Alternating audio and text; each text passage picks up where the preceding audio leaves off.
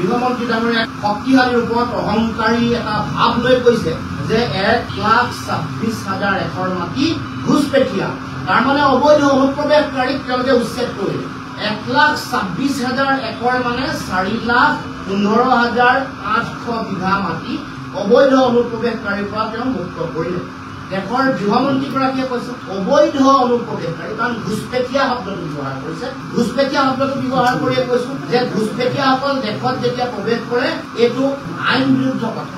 অনুপ্ৰৱেশকাৰী মানে আইন বহিৰ্ভূতভাৱে, বিধি বহিৰ্ভূতভাৱে এখন দেশত এখন ৰাজ্যত প্ৰৱেশ কৰা।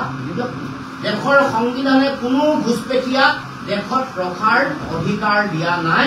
ঘুচপেঠীয়া যেতিয়া দেশত সোমাই তেওঁলোকক চিনাক্তকৰণ কৰিব লাগে, তেওঁলোকৰ নাম ভোটাৰ তালিকাৰ পৰা কৰ্তন কৰিব লাগে আৰু বহিষ্কাৰ কৰাটো দেশৰ সাংবিধানিক দায়িত্ব, ন্যায়িক দায়িত্ব।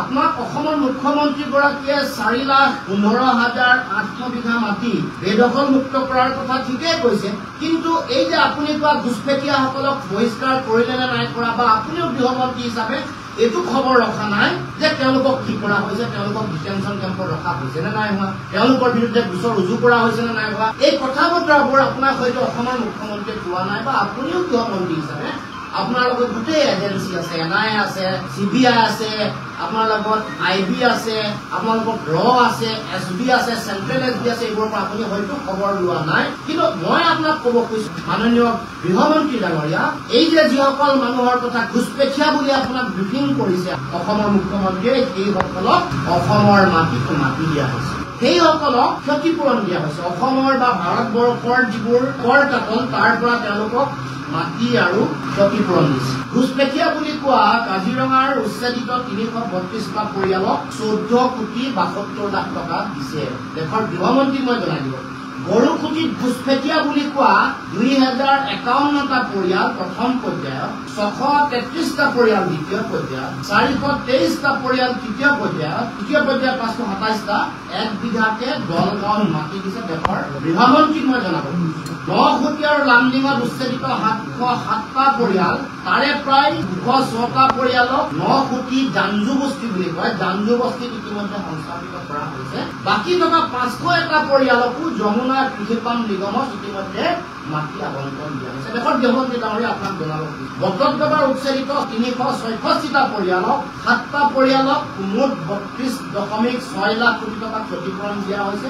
হয়তো আপোনাক মুখ্যমন্ত্ৰীয়ে এই কথা কোৱা নাই, ব্ৰিফিং দিয়া নাই, আপোনাক হয়তো ইণ্টেলিজেন্সৰ মানুহেও ব্ৰিফিং দিয়া নাই। এই যে ঘুচপেঠীয়া আপোনাৰ ভাষাত এই যে অবৈধ বিদেশীক ইয়াত মাটি দিলে অসমৰ মুখ্যমন্ত্ৰীয়ে, এই যে আমাৰ ক্ষতিপূৰণৰ টকা দিলে, ধুবুৰী আৰু গোৱালপাৰাত শেহতীয়াকে উচ্ছেদ কৰা মানুহক যে 20 কোটি টকা দিম বুলি সিদ্ধান্ত লৈছে, এই কামবোৰ ৰাষ্ট্ৰবোৰ নহয়।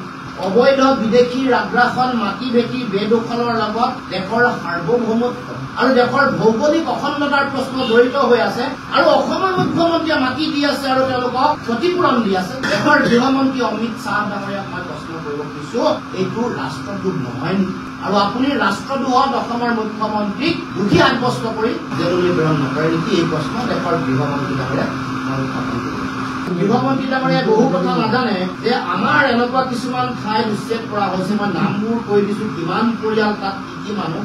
ইমলে পথাৰ কাজিৰঙা, তাত 60টা পৰিয়ালক উচ্ছেদ কৰা হৈছে। হায়াত বুলি কোম্পানীক তাত হোটেল বনাবলৈ ইতিমধ্যে সিদ্ধান্ত গ্ৰহণ কৰিছে। তাত 60টা পৰিয়াল কাৰ্বি জনগোষ্ঠী আৰু আদিবাসী চাহ জনগোষ্ঠী। শিলহাকত 1200 পৰিয়াল বড়ো মানুহ আছে, তাত মিচিং আছে, তাত কাৰ্বি আছে, তাত তিৱা আছে, তাত আদিবাসী আছে, তাত অসমৰ আন আন খিলঞ্জীয়া, আহোম, চুতীয়া, দেউৰী, ৰাভা, এই সকলো মানুহ আছে। আমচাঙৰ 1000 পৰিয়াল যি আছে, তাত কাৰ্বি আছে, মিচিং আছে, বড়ো আছে। গতিকে এই যে শিলহাকু, আমচাং, ইমলে পথাৰ, এইবোৰত যিসকল খিলঞ্জীয়া মানুহক উচ্ছেদ কৰিছে, এইসকল খিলঞ্জীয়া মানুহক দেশৰ গৃহমন্ত্ৰীয়ে কৈছে ঘুচপেঠীয়া, তাৰমানে অবৈধ অনুপ্ৰৱেশকাৰী। তাৰমানে যিসকল খিলঞ্জীয়া মানুহ আছে, স্থলগিৰি ভূমিপুত্ৰ আছে, সেইসকলকো ভাৰতবৰ্ষৰ গৃহমন্ত্ৰীয়ে ক'লে তেওঁলোক ঘুচপেঠীয়া। তাৰমানে আমাৰ খিলঞ্জীয়া, স্থলগিৰি ভূমিপুত্ৰ মানুহক এনেকৈ অবৈধ অনুপ্ৰৱেশকাৰী বুলি কৈ আমাৰ জনজাতি ভাইসকল, আমাৰ খিলঞ্জীয়া, স্থলগিৰি ভূমিপুত্ৰক দেশৰ গৃহমন্ত্ৰী অপমান কৰা নাইনে? এই প্ৰশ্ন উত্থাপন কৰিব খুজিছো। আৰু এই খিলঞ্জীয়া, স্থলগিৰি ভূমিপুত্ৰ মানুহক কৰা এই অপমানক আমি জাতীয় জীৱনৰ কাৰণে অক্ষমণীয় অপৰাধ বুলি গণ্য কৰিছো, আৰু দেশৰ গৃহমন্ত্ৰীয়ে ক্ষমা